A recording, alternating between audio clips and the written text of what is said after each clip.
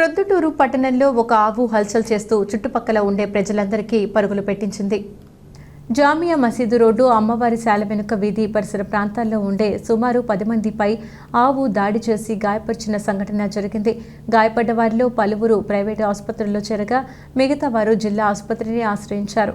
ఇటువంటి సంఘటనలు పునరావృతం కాకుండా రోడ్లపై తిరిగే ఆవులకు సంబంధించిన వారు కట్టడి చేసి ప్రజల ప్రాణాలకు రక్షణ కల్పించమని కోరుతున్నారు.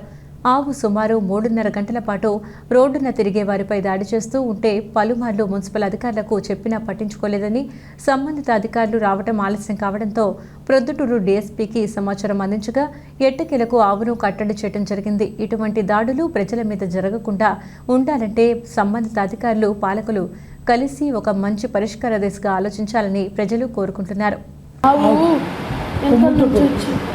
కొమ్మంతో ఎత్తి పడేసింది. ఎక్కడ జరిగింది మేళ? అంబర్శాల వెంకల్ సైడ్ బాలోబు గారి వీధి. ఎన్ని గంటలకు జరిగిందమ్మా? 8 గంటలకు జరిగింది. మీ పేరు ఎంత పేరుమా? లక్ష్మీ భవాని. అది గౌన్ సర్కిల్లో నాగేష్ టిఫిన్ సెంటర్ సార్.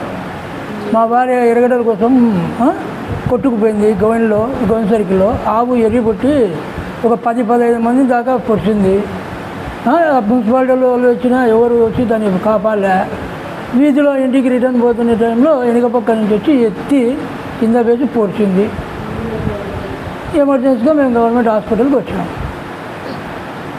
సుమారు 10 మంది దాకా 10 మంది దాకా